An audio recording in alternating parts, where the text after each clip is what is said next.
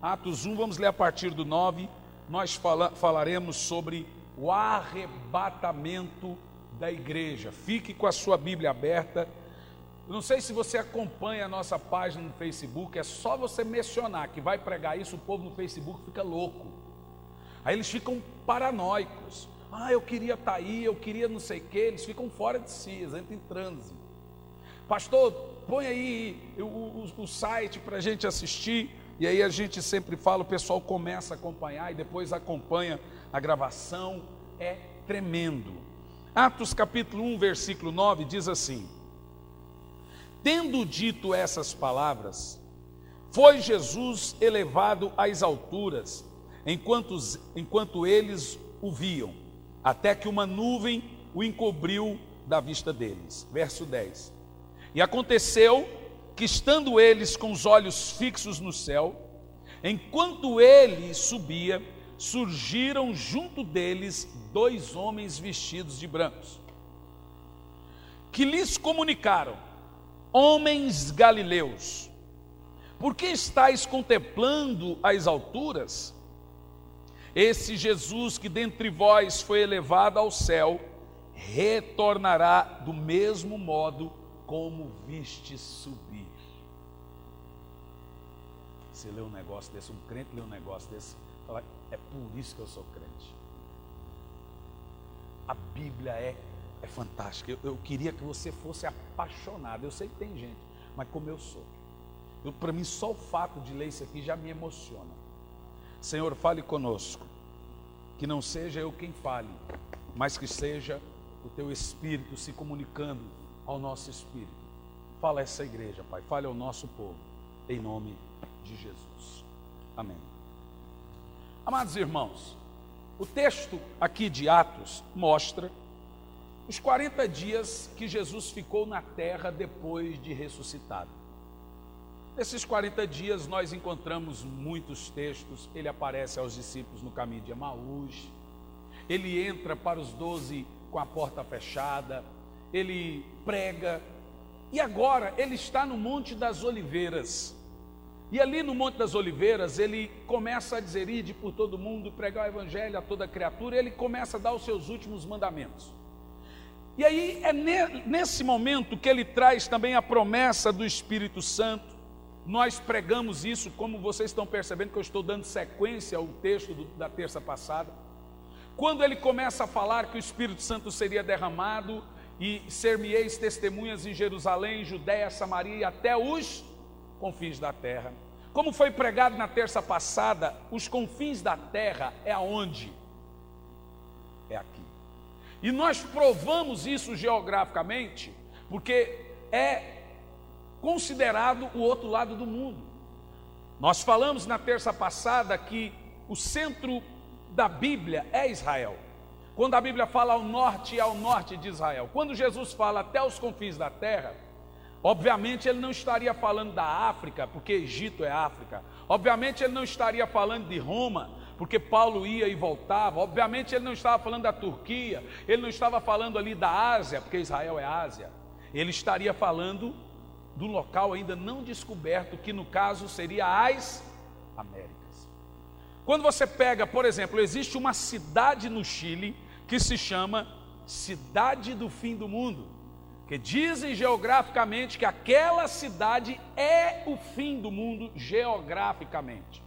De fato nós estamos nas Américas, onde foi o último continente independente a ser descoberto. Temos a Oceania, mas a Oceania ainda tem a rainha da Inglaterra como rainha. Ela não é, ainda Oceania ainda é colônia, né? Você tem ali Austrália e Nova Zelândia, então ainda são colônias. Mas as Américas são independentes, sendo o último continente da Terra a ser descoberto. Provamos então que o mapeamento da Bíblia para o retorno de Cristo seria, geograficamente, quando a igreja desse uma volta de 360 graus no mundo. Ela começaria na Ásia, onde esteve as primeiras igrejas, passaria pela Europa e chegaria ao fim da terra, aos confins do mundo, no caso as Américas, e teria que voltar para Jerusalém. Foi lido inclusive em Romanos capítulo 11, a partir do versículo 22, onde o apóstolo São Paulo diz: porque o endurecimento veio à parte de Israel. Israel continuará duro de coração até que termine o tempo da igreja gentílica. Nesse texto, o apóstolo São Paulo então sugere a nós que o evangelho iria acabar entre nós, ele iria ter o seu apogeu, iria acabar, a dispensação gentílica iria chegar ao seu fim e ele voltaria para Israel. E como o evangelho voltaria para Israel? Nós lemos inclusive Apocalipse, que o evangelho voltaria para Israel com 2 testemunhas pregando o evangelho aos judeus, para que ao final das contas 144 mil judeus se convertessem, 12 mil de cada tribo, e aí o apóstolo São Paulo diz que então todo Israel seria salvo. Ou seja, restando então nós sabermos que o tempo gentílico, o tempo nosso aqui, estaria chegando no fim. E de fato, nós pregamos na terça passada e o título da mensagem foi: Jesus voltaria em nosso tempo. E nós mostramos na Bíblia, e eu coloquei isso na internet, e as pessoas estão tendo um avivamento pessoal, provando para os irmãos que Jesus voltaria em nosso tempo. Em um dado momento, o pastor Ferdinando se levantou e disse que o Espírito Santo havia dito a ele que ele não morreria de velho. Ele poderia morrer de qualquer outra coisa, mas não de velho. Eu também acredito nisso. Eu acredito que Jesus volta em nossa geração, em nosso tempo e em nossa época. Agora, se nós estamos muito perto da segunda vinda de Cristo, que é a vinda literal, é isso que lemos aqui, é ele voltar visivelmente, Apocalipse 1:7, Mateus 24, a partir do versículo 30, todo olho verá que ele vem no apogeu, explodindo em glória, ele vem com toda a exaltação, com toda a glória. Quanto mais perto estamos do arrebatamento da igreja. Toda a igreja, de modo geral, crê. Não vou dizer todo, que tem uns pequenos hereges que não crê no retorno de Cristo. Mas grande parte da igreja, de modo geral, acredita na segunda volta de Jesus. Poucos sabem diferenciar a doutrina do arrebatamento. E é sobre isso que eu quero falar aqui hoje. O porquê que nossa igreja, a Preciosa Graça, crê no arrebatamento da igreja. O porquê que 90% das igrejas do mundo acreditam no arrebatamento da igreja. O arrebatamento é uma doutrina que ensina o seguinte: que antes do retorno literal de Cristo, que ele descendo sobre o Monte das Oliveiras, vindo sobre as nuvens do céu com poder e de grande glória, antes desse evento, a Bíblia diz que o Senhor enviaria seus anjos e recolheria os seus escolhidos dos 4 cantos das extremidades da terra. Aí a Bíblia vai sugerir, nós vamos ver aqui hoje em muitos textos, que o arrebatamento é um dia, no abrir e pescar de olhos, é um evento em que milhões de pessoas irão sumir ao redor do mundo, num abrir e fechar de olhos. As pessoas irão sair da terra, elas irão sair desse local, e elas irão para as nuvens, e ali nas nuvens elas se encontrarão os cristãos que estão mortos, diz a Bíblia, eles ressuscitam e vão primeiro, no mesmo horário, no mesmo tempo, a trombeta toca, e os cristãos que estão vivos aqui, sobem e se encontram com os cristãos que estavam mortos e ressuscitados lá nas nuvens. E ali fazem uma festa. Ali pai vê filho, filho vê pai. E aí eu quero que você me diga, como é que faz a pessoa que casou 3 vezes? Quem que ele vai chamar de marido? Quem que vai chamar de esposa? A coisa é séria, né? É claro que eu disse para você que quando a aliança, você sabe que tem as regras de quebrar a aliança. Quando não se quebra fora dessas regras, como é que faz, pastor Ferdinando? Vocês estão entendendo a seriedade? Porque quando chegar nas nuvens, alguns vão esperar encontrar algumas pessoas e não irão encontrar. Ai, meu pai está no céu. Aí vai chegar lá, vai procurar. Vai ser um momento de muita alegria, mas também vai ser um momento de muita tristeza. Então, esse grupo de pessoas que estarão nas nuvens sobem a encontrar o Senhor que estará nos ares. A doutrina do arrebatamento, ela se firma, ela se sustenta justamente porque ela está na Bíblia. Não é o fato de descrer dessa maneira que está na Bíblia, o fato é de descrer sobre o tempo que isso acontece. Hoje aqui eu quero que você entenda que o arrebatamento da igreja é uma realidade, é uma doutrina real. Veja você que antes, há 2000 e poucos anos atrás, a principal doutrina da Bíblia era a vinda do Messias. Então eles sonhavam com isso, eles esperavam isso, ficaram 4000 anos crendo que o Messias iria vir, e ele veio. Nós estamos só 2000 anos. E agora a principal doutrina da igreja é a segunda vinda do Messias. A primeira vinda profetizada em todo o Velho Testamento, e pasmem, a primeira vinda também profetizada em todo o Velho Testamento, mas o Velho Testamento fala mais da segunda vinda de Cristo do que do nascimento dele. Todos os profetas que falaram do nascimento do Messias, que são chamados de profetas messiânicos, também profetizaram a segunda vinda dele. Esses profetas estavam certos quanto à vinda do Messias, e vai por mim, eles estão mais certos ainda quanto à segunda vinda dele. A Bíblia, ela é perfeita, tudo que ela disse está acontecendo. Não vou entrar no mérito da questão, porque isso foi falado na terça passada. Nós provamos para os irmãos na Bíblia que Jesus não teria como voltar 100 anos atrás, e não tem como voltar 50, 100 anos na frente. Provamos para vocês na Bíblia que Jesus só pode voltar em nosso tempo. Por isso que foi um culto memorável, emocionante, de muita unção e derramar do Espírito Santo. Hoje, eu quero trilhar aqui um caminho sobre duas óticas. Primeira ótica, provar os irmãos porque nós cremos no arrebatamento pré-tribulacional. Primeiro, porque cremos no arrebatamento. Segundo, porque nossa igreja defende que Jesus vai arrebatar o povo antes de sofrimentos.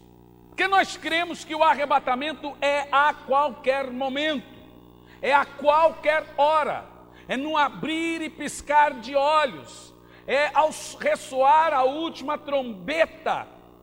É assim como o relâmpago sai do Oriente e se mostra no Ocidente. Por que nós cremos nisso? E a segunda trilha que nós vamos trilhar aqui é porque eu creio que depois do arrebatamento da igreja, essa é complexa, mas você vai ficar aí. Porque eu creio que depois do arrebatamento da igreja, os que ficaram não sobem mais. Ou seja, resumindo, não tem uma segunda oportunidade para quem fica, para os que ficaram. A oportunidade volta para os judeus, como nós lemos terça passada. Para a igreja gentílica, a Bíblia vai dizer, e nós vamos ler isso aqui, a porta da graça se fecha, o evangelho fecha a boca. A chance para você não é duas, a chance para você são milhares. Você tem muitas chances enquanto a igreja está aqui. Você não consegue ser crente 30 anos com o Espírito Santo, você vai conseguir ser 7 anos sem ele? Esse é um questionamento interessante. Então nós vamos trilhar por esses dois caminhos. Inclusive, eu nem vou usar um sermão sintetizado aqui, porque para não tentar ser muito técnico no tema, eu quero ser menos técnico possível, mais entendido possível, porque quanto menos técnico, mais simples você fala. Então, por que nós cremos no arrebatamento da igreja? Está registrado, vamos lá, em Tessalonicenses, 1 de Paulo aos Tessalonicenses.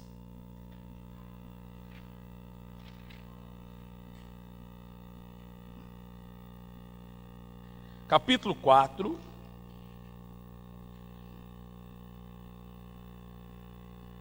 No verso 16.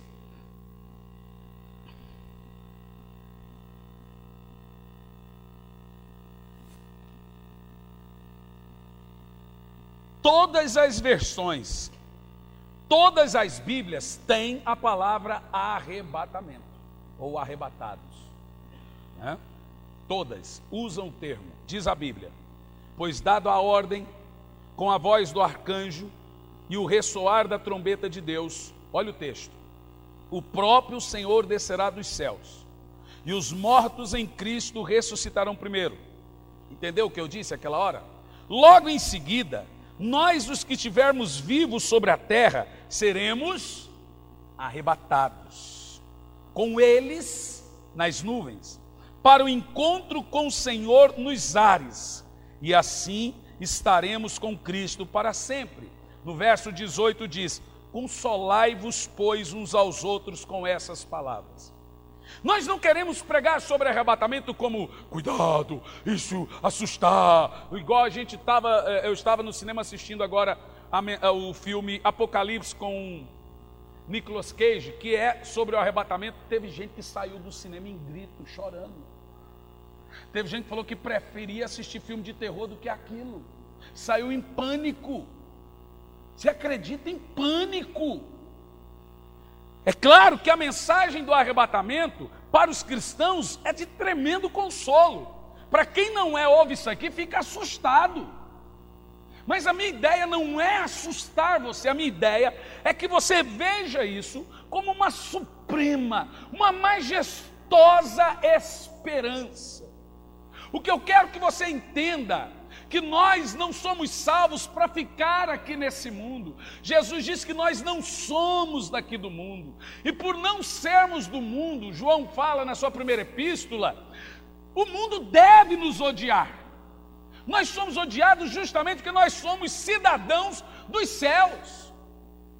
E o fato de você ler aqui na Bíblia Sagrada sobre o arrebatamento já sugere um grande evento. Mas um evento, ao mesmo tempo, de esperança para os que saem da terra, também assustador para os que ficam. Vamos tentar aqui traçar o plano do que acontece no exato dia do arrebatamento da igreja. Primeiro, o apóstolo São Paulo disse que uma trombeta irá tocar. Essa trombeta que vai tocar vai ser escandalosa. Você vai estar no seu trabalho, você vai estar seguindo a sua vida normalmente, vai estar em casa, vai estar de férias, vai estar na praia, porque crente vai para a praia e vai ser arrebatado na praia. Se não estiver fazendo besteira, vai. Crente vai ser arrebatado de sunga, de biquíni, aonde tiver. Se não estiver pecando, vai ser arrebatado de férias, sem férias, porque tirar férias e ir para a praia não é pecado. Pecado é desviar na praia. Não é, irmão, eu fico feliz quando eu vejo vocês lá na praia. Eu quero que vocês descansem mesmo, tá? E quando eu for também, você não vai falar. Apesar que a gente nunca vai, né, pastor Samuel? Nunca vamos. Mas, ano passado, a Chile, que Deus usou a Chile para conseguir uma casa, a gente foi por 3 dias lá, né? Acho que Deus vai usar a Chile esse ano, não vai? Ou outra pessoa. É por isso que pastor não compra casa na praia. Deus dá para você, a gente usa e não paga nada. Agora veja bem, o apóstolo São Paulo diz o seguinte: logo em seguida o ressoar da trombeta de Deus, vai ouvir um barulho, uma trombeta vai soar. Eu não vou tentar imitar o barulho dessa trombeta, mas logo o ressoar da trombeta de Deus, os que estão mortos, os cristãos que estão mortos, a alma volta para o corpo, junto com o espírito, e vai ter num passe de piscar de olhos, junto, ao mesmo tempo, uma glorificação. O apóstolo São Paulo fala sobre a glorificação na sua carta aos Coríntios, onde ele fala que num piscar de olhos nós seremos transformados. Aí fala primeiro, daquele que está no túmulo, ele vai criar vida, as células vão recriar, o coração vai voltar a bater. Imagina a pele voltando e a pessoa saindo do túmulo completamente transformada. Então, em primeiro lugar, uma multidão de cristãos salvos, porém que estavam mortos no corpo, mas salvos na glória, eles voltam com as suas almas para o corpo, alma e espírito, e são glorificados, e aí ficam nas nuvens.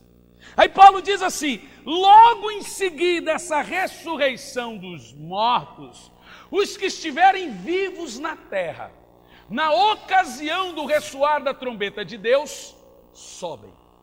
Mas também os vivos serão transformados. Isso chama glorificação. Então, o gordo vira magro, o magro vira gordo. Porque nós vamos ter a imagem de varão perfeito. O careca vai aparecer cabelo. Viu, irmãos? Né? O cabelo branquinho vai ficar... Não precisa pintar. Né, pastor Ferdinando? Todo mundo vai ter a idade de varão perfeito, altura perfeita, idade perfeita, jeito perfeito, diabetes vai sair, artrite, artrose, tudo que é doença. Ninguém vai chegar nas nuvens logo na ocasião do arrebatamento com qualquer problema físico ou problema de saúde. Vai ter cristãos em cadeira de roda, que a medula vai ser curada na hora, tetraplégico, paraplégico, filhos de crentes com problemas mentais, que estão ali vegetando, vão na hora retomar a memória, cristãos em hospitais em coma, na hora vai ser um arrebatamento, vai ser gente sumindo em hospitais, gente sumindo em carro, gente pilotando avião, vai ser uma coisa sobrenatural. Para nós é maravilhoso. Agora imagina quem está na terra nesse dia que não subir. Aviões caindo, acidentes automobilísticos. Imagina você os aeroportos. Você sabe que até hoje não encontraram o avião da Malásia, né? Que sumiu o ano passado com 320 pessoas. As famílias estão desesperadas, aquele avião não deixou nem rastro, nem vestígio.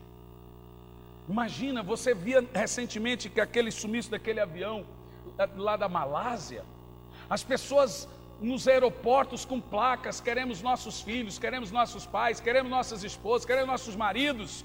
Imagina você na ocasião desse evento que o apóstolo São Paulo está falando, preste atenção.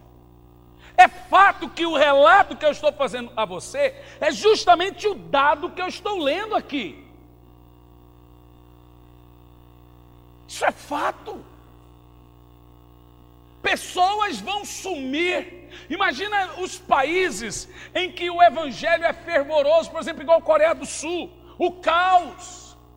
Existe na Coreia do Sul uma igreja de 1 milhão de membros. Os ônibus lá para igreja tal. Existe uma montanha na Coreia do Sul que tem a montanha da oração, que é a igreja de Dae Young Cho. Você vai lá, as pessoas fazem agenda para orar. A montanha é cheia de casinhas que você só entra de joelho. Lá eles entram dentro daquelas montanhas e ficam 40 dias orando. Aí tem que ir lá o camarada, o que cuida da montanha, bater lá, falou, irmão, você tem que sair daí, senão você vai morrer e vai dar problema para nós. O povo coreano ora muito.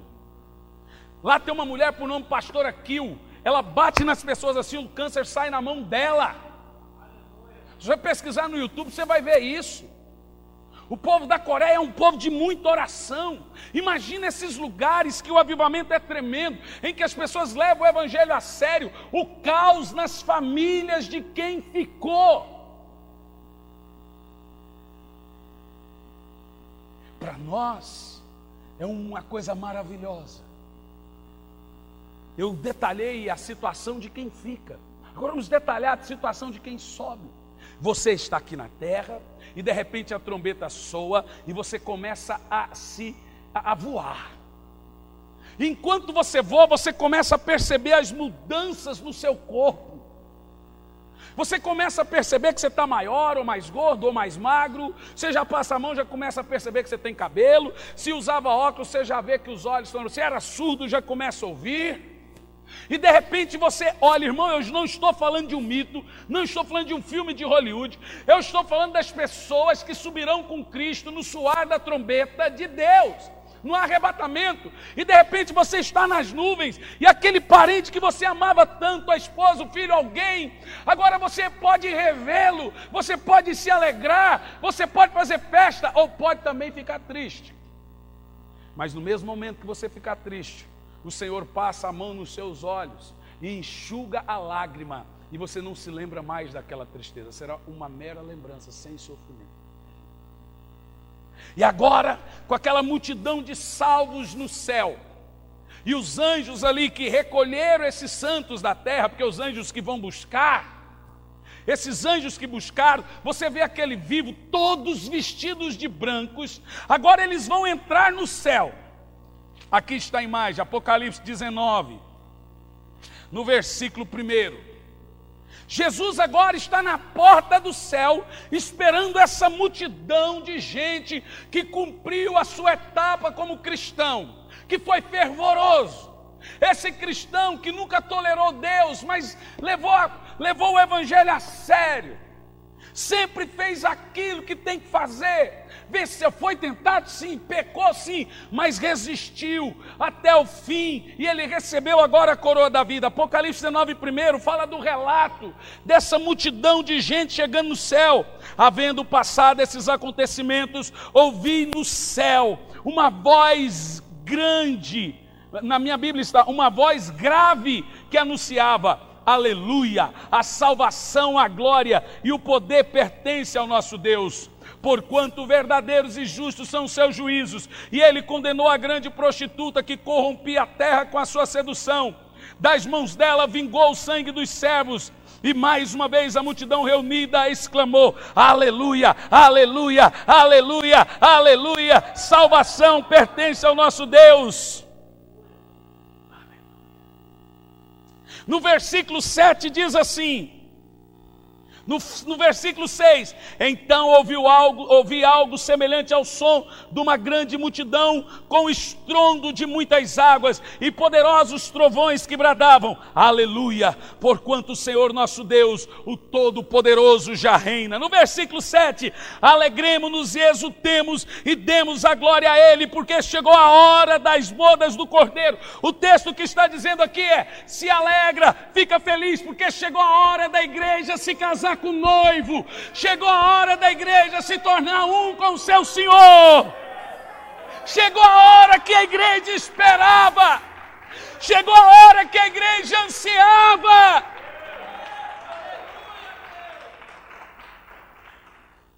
Aleluia. É por isso que nós estamos aqui.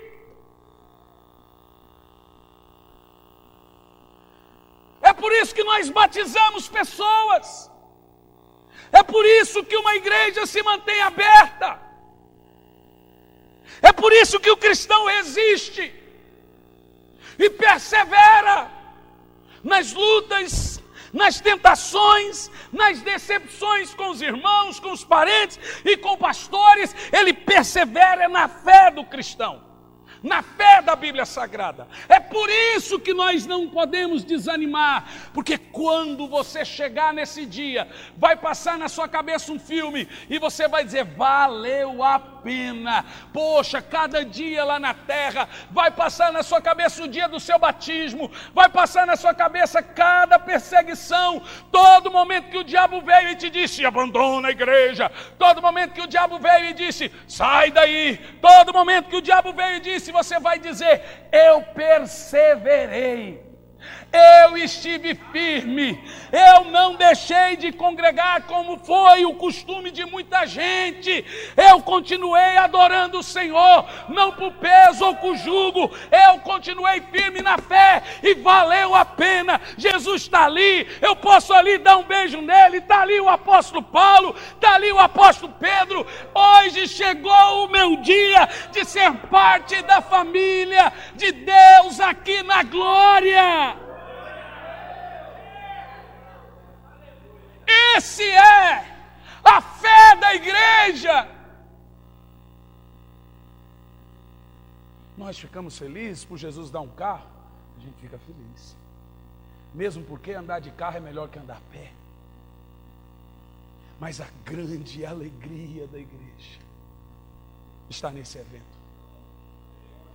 Isso aqui não é filme, não é ficção, isso aqui é realidade. É a grande realidade. O arrebatamento da igreja é realidade, porque a Bíblia fala de arrebatamento. Ele vai acontecer. É fato que ele vai acontecer. E por quê? nós cremos que o arrebatamento é pré-tribulacional. Pega a sua Bíblia. Segunda de Paulo aos Tessalonicenses.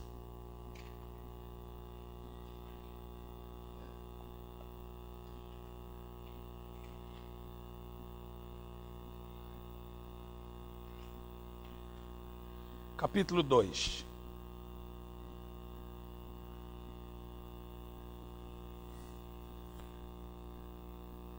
Preste atenção no que eu vou te dizer.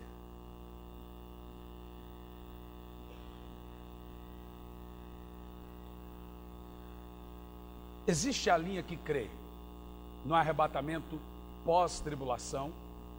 Todo mundo crê no arrebatamento. Existe a linha que crê no arrebatamento no meio da tribulação. Existe a linha que crê no arrebatamento antes da tribulação. Eu, de fato, já estudei todas as três linhas. Já matutei, já bati a cabeça, já discuti, já dialoguei. No final de semana passado,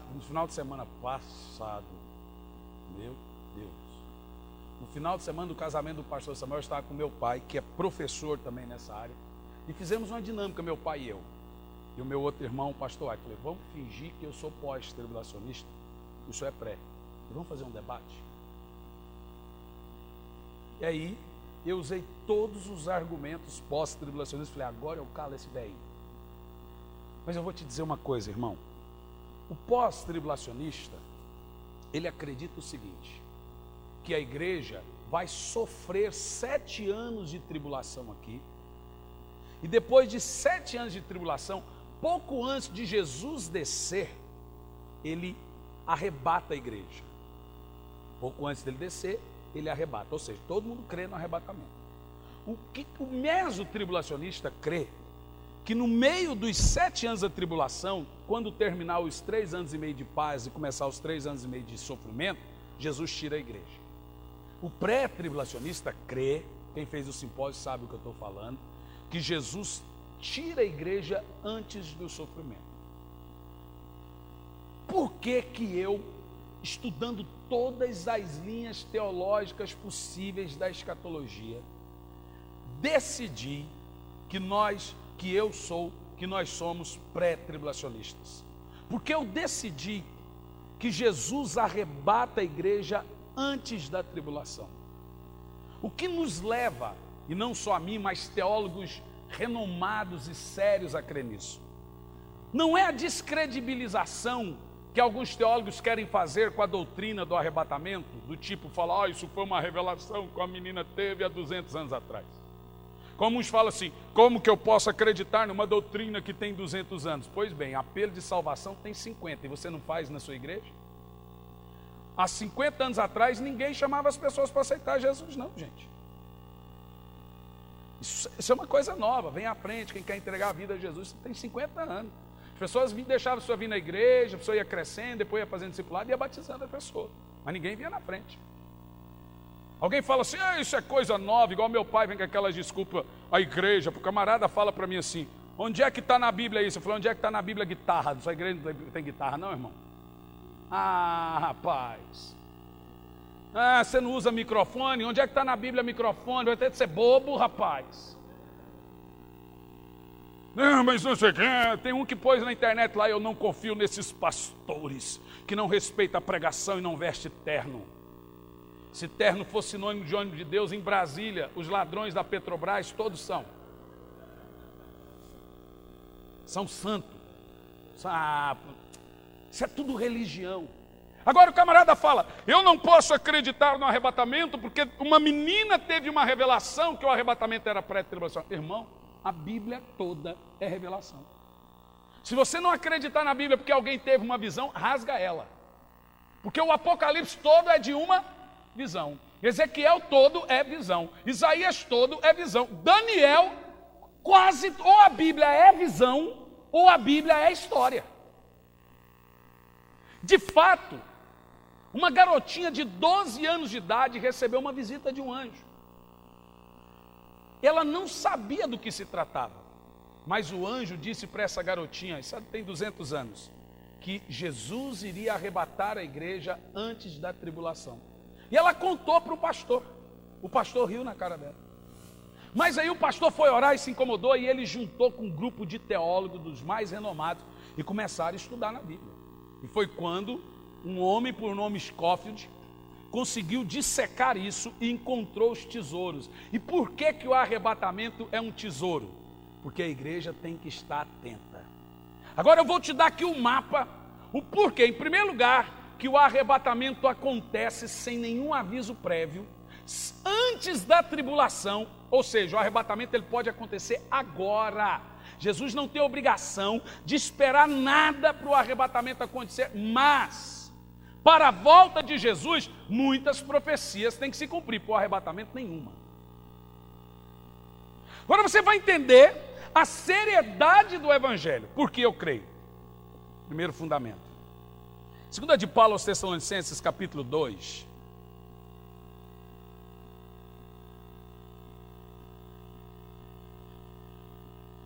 No versículo 7. Olha o que Paulo vai falar aqui. Isso aqui é muito claro. Diz assim: na realidade, o mistério da iniquidade já está em ação, restando tão somente que seja afastado aquele, diga comigo, aquele que agora o detém. Dá uma pausa. Tira isso da Bíblia se você não crê no arrebatamento, mas por favor me explique. Eu só quero que alguém me explique por que esse texto está aqui. Primeiro que o apóstolo São Paulo deixa claro que o anticristo, o espírito dele já está em ação, mas ele pessoalmente não. E por que que o anticristo não está em ação? Porque tem alguém que o detém. Paulo diz assim: esse que o detém tem que ser tirado. É ele que detém o agir da pessoa do anticristo. No 8, Paulo vai dizer que depois que esse que o detém sair, o anticristo é revelado. Está claro que alguém sai da terra antes do anticristo vir? Está claro ou não está? Vamos ler o 7 e o 8 de novo? Na realidade, o mistério da iniquidade já está em ação, restando tão somente que seja tirado aquele que agora o detém. Então será plenamente revelado o perverso, a quem o Senhor matará com o sopro da sua boca e destruirá pela gloriosa manifestação da sua vinda. Agora presta atenção. Jesus volta e mata o anticristo, o falso profeta, e com sopro, com o resplendor da sua vinda. No versículo 8 diz que o anticristo pessoalmente só aparece quando esse que o detém seja tirado da terra. Está claro o texto? Vocês leram comigo? Alguém precisa sair da terra ou não precisa? Aí alguém fala assim: esse aqui é a igreja. A igreja é aquela, porque a igreja na Bíblia é tipificada por mulher. Tem a falsa igreja, que é a mulher vestida de púrpura, e tem a verdadeira igreja, que é a mulher vestida de branco, vestida de sol. A igreja não é retratada na Bíblia como aquele. Ela não tem a figura masculina, ela tem a figura feminina, mas não é feminina. Portanto, quando a Bíblia fala aquele, obviamente, ela está falando do Espírito Santo. A Bíblia está deixando claro, veja bem, aí voltamos para a mensagem da terça passada. O tempo da igreja gentílica na terra, a dispensação gentílica, foi marcada, agora guarde que é tesouro, foi marcada pela descida do Espírito Santo, diga amém. Atos capítulo 1, versículo 6, então recebereis poder ao descer sobre vós o Espírito Santo, e ser-me-eis testemunhas em Jerusalém, Judeia, Samaria e aos confins da terra. Jesus fala, e aos confins da terra, acabou. O Espírito Santo vem para o Evangelho chegar até aos confins da terra. Quando o Evangelho chegasse aos confins da terra, ele voltaria para Israel, como está registrado em Romanos 11, a partir do 22 e 23, Quando o evangelho volta para Israel, o judeu não vai se converter por atuação do Espírito Santo. Ele vai se converter por causa de duas testemunhas. Terminou o tempo dos gentios, o Espírito Santo sai. O Espírito Santo, ele mora nesse prédio. Ele mora numa denominação?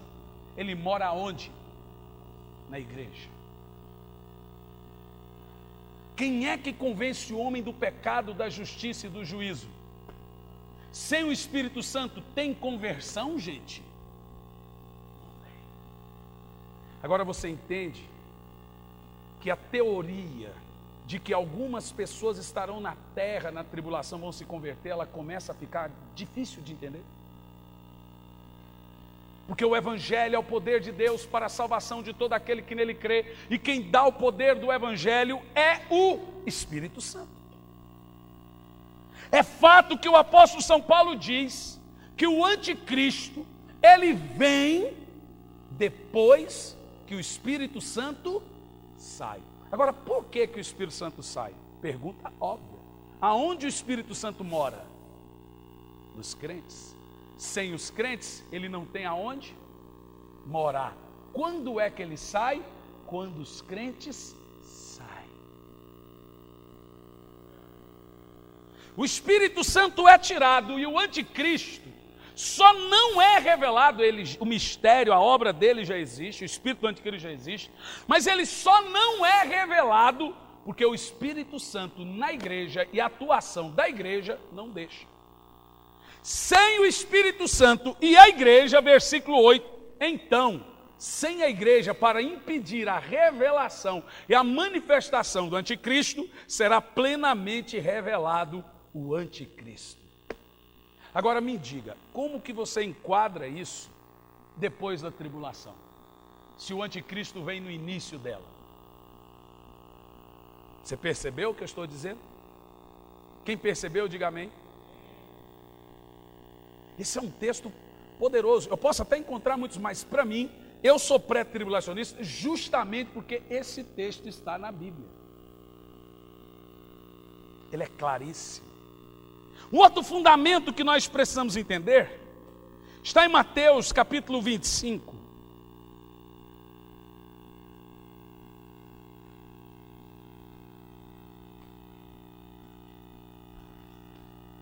Eu vou terminar essa parte, que eu quero trazer a outra trilha, né? Mateus 25 e 10, isso aqui é muito claro.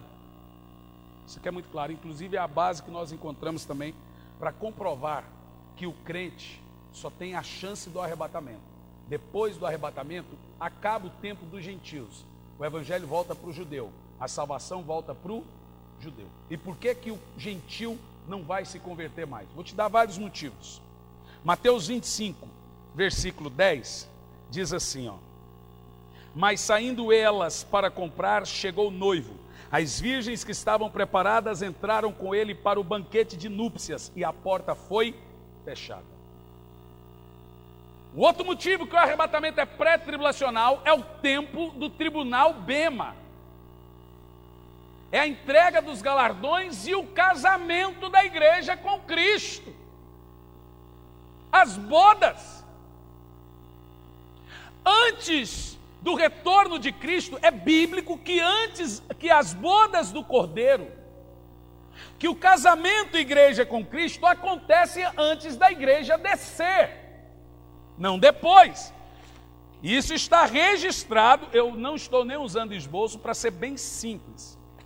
Em Apocalipse, capítulo 19, vai nos dizer que antes da igreja descer com Cristo, ela celebra o casamento das bodas. Apocalipse 19, versículo 7. Alegremo-nos, exultemos e damos a glória a Ele, porque chegou a hora das bodas do Cordeiro e a sua noiva ficou pronta. Está claro? Olha que isso é antes da igreja descer. 19:7, 19:11 diz: então olhei e eis que vi os céus abertos, e diante de mim um cavalo branco, cujo cavaleiro se chama Fiel e Verdadeiro, e ele é responsável por julgar e guerrear com justiça. Seus olhos são como chamas de fogo, e a sua cabeça há muitos nomes, e um nome escrito que só ele mesmo conhece, e ele está vestido como um manto salpicado de sangue, e o seu nome é o Verbo de Deus, é Jesus. E os exércitos do céu os seguiam, vestidos de linho fino, alvo e puro, montados em cavalos brancos. Aleluia! Veja, no capítulo 19, versículo 1, o céu se abre e a igreja entra. 19, versículo 11, o céu se abre e a igreja desce. A igreja passa os 3 estágios. Hoje ela é noiva. Na ocasião do arrebatamento ela se torna esposa. Na ocasião da segunda vinda ela se torna um exército para descer na vinda de Cristo para a guerra do Armagedon antes do milênio. Nós precisamos entender isso. E a partir do momento que nós entendemos isso, você começa a entender que o arrebatamento pré-milenista, pré-tribulacionista, faz sentido. Faz sentido.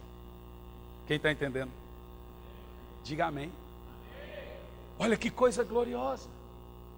Alguém pode me dizer aqui, não, mas esses exércitos que estão no céu são anjos. Não são anjos.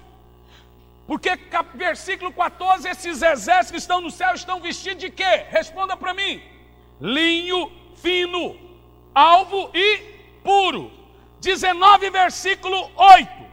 Para quem vai para as bodas, qual roupa que ganham?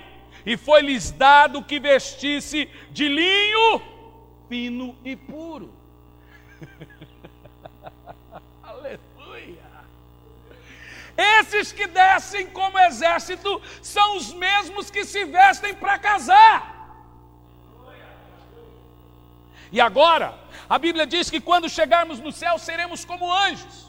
Teremos a força deles, vamos voar como eles, os superpoderes que eles têm, seremos idênticos a eles, então não vai ter mais anjo e humano, vai ter povo de Deus. Um só será o Senhor e um só será o seu nome, e todos nós seremos um só povo e reinaremos com Cristo, a igreja. Glória a Deus!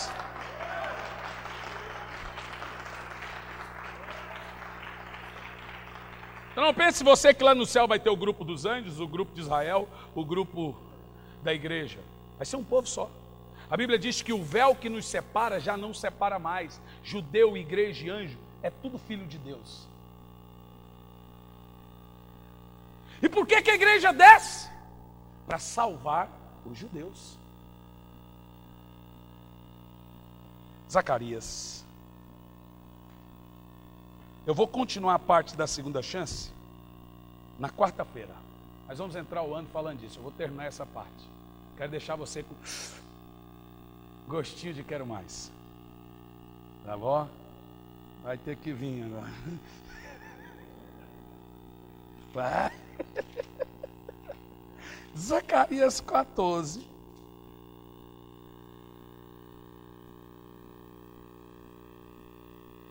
No verso 5 a seguir, diz assim: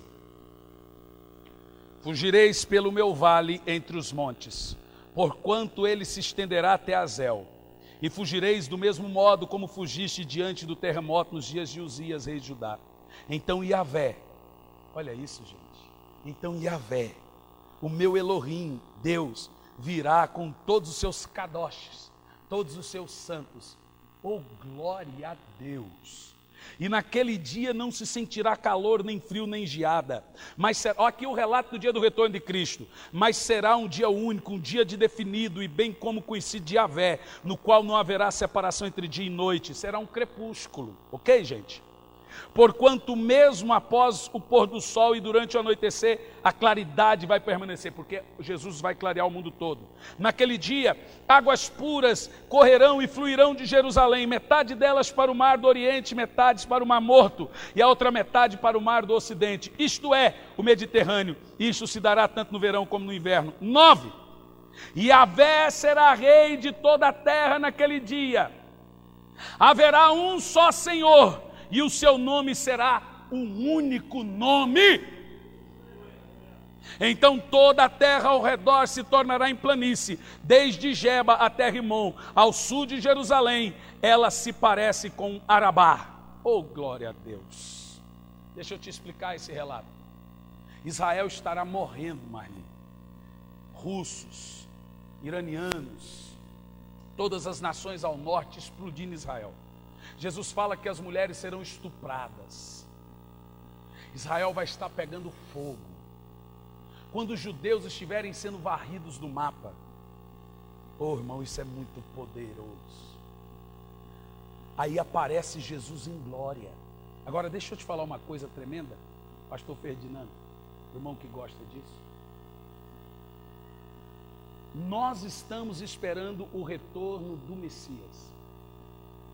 O judeu está esperando a vinda do Messias. Só que o relato da vinda do Messias que eles esperam, por isso que eles não creram em Jesus, que eles esperavam ele vinha aparecer em glória, acabar com o reino, os inimigos de Israel, assim como o relato da segunda vinda.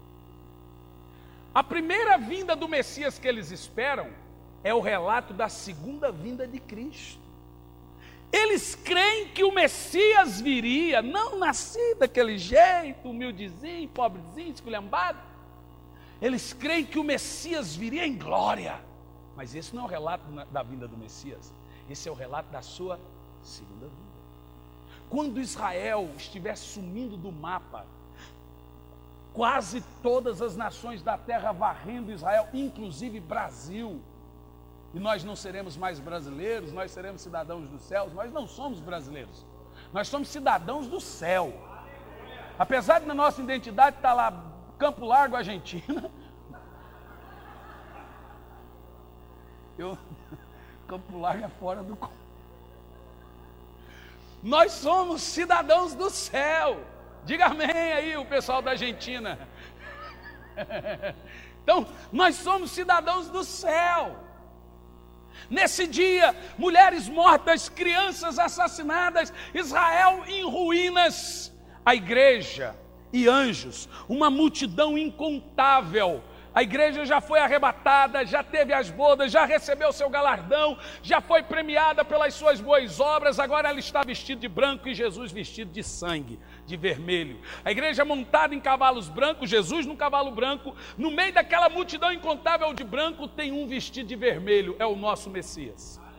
É o nosso Yeshua HaMashiach. E ele desce, e a igreja junto, e agora o mundo soltando foguete, bomba atômica, estuprando mulheres judias, matando judeus. 144 mil judeus já creem em Jesus. De repente Jesus, Miguel, anjos, eu, você, descemos e Jesus pisa.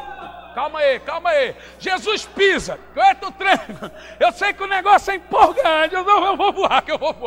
Jesus pisa no Monte das Oliveiras. Esse homem é tão grande que a Bíblia diz que uma parte da sua perna é para o norte e outra para o sul. Ele pisa, e aonde ele pisa, o Monte das Oliveiras se racha pela metade.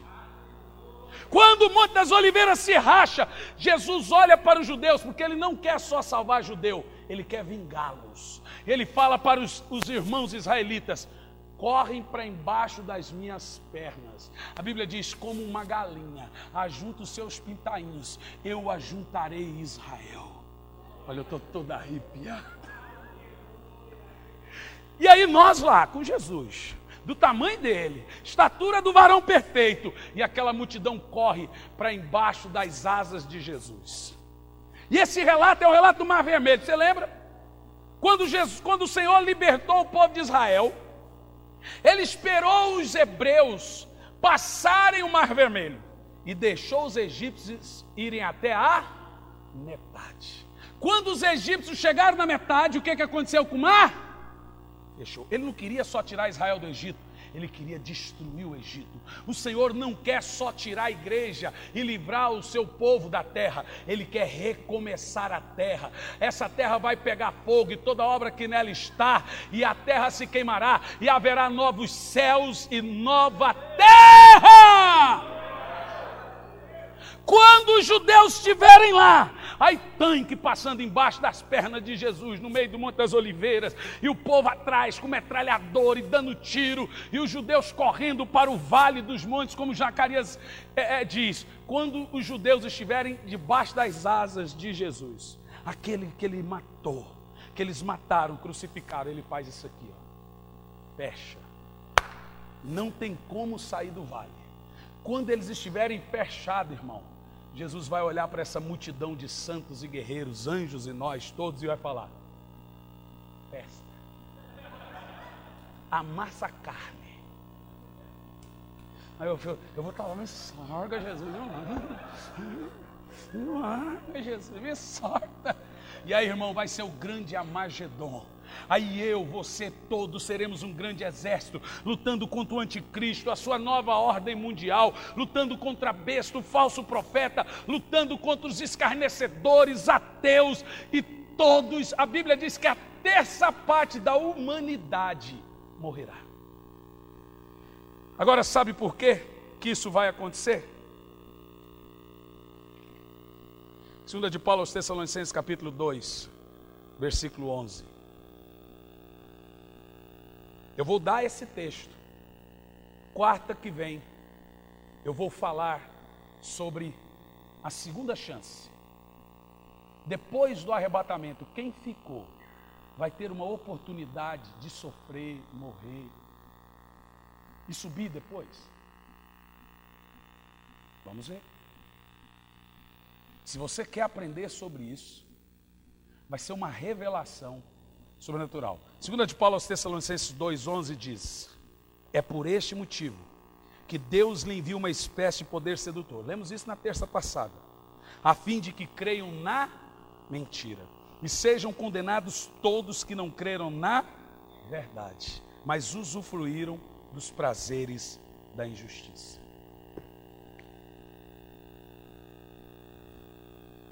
Esse é o texto. Eu começo dizendo que Jesus disse o seguinte, o apóstolo Paulo diz: todos que estiverem aqui, ficarem, todos vão acreditar na mentira. Está escrito. O Senhor vai enviar uma operação de engano, que todos que estiverem na terra irão acreditar nela. Está escrito aí. E por quê? Porque eles não creram na verdade enquanto ela ainda era pregada. Irmão, a porta é estreita, mas ainda está aberta. Johnny, por gentileza, eu tenho uma palavra para você aqui agora no final. Ainda tem tempo para você se tornar um cristão fervoroso, porque o arrebatamento não é para bons crentes. O arrebatamento é para crente apaixonado, é para crente crente. Ainda há tempo de você melhorar a sua fé, ainda há tempo de você rejuvenescer a sua crença. Pastor, eu estou frio. É normal. Não pense que você é a única pessoa que fica frio, desanimado. Isso é normal comigo, com você. Só não pode ser normal permanecer frio. Você tem que dar uma aquecida na sua fé. E sabe por quê, meu irmão? A qualquer hora a trombeta vai soar. E olha, eu posso te dizer uma coisa? Posso dizer uma coisa? Eu fico vivendo como se o arrebatamento fosse, eu amanheço o dia. Foi a Kátia que me mandou a mensagem, não foi? Ela me mandou a mensagem hoje: pastor, eu não aguento mais, me ajuda. O que foi, Kátia? Eu estou sonhando com a volta de Jesus todo dia. E aí ela me deu um dado, dessa vez triste. Toda vez eu subo, dessa vez, nesse sonho eu fiquei. Eu estou muito triste. Ela falou assim: a pior sensação do mundo é sonhar com Jesus voltando e você ficando. Eu já sonhei.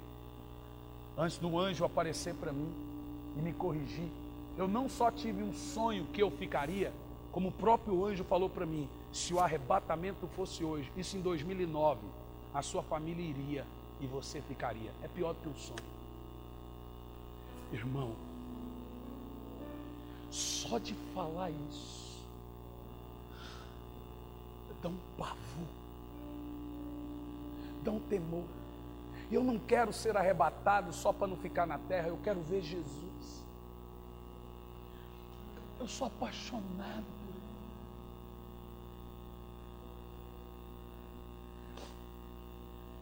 Ele. O único motivo que eu decidi plantar uma igreja e pregar para o povo é que eu queria pregar essa mensagem, porque não me deixam pregar isso nas igrejas. Eu falei: Senhor, me dá um povo para eu pregar a sua volta para eles. Me dá um povo para eu chegar no céu com uma multidão nas minhas costas. Seja 100, seja 50. Esse ano nós falamos muito pouco da volta de Jesus.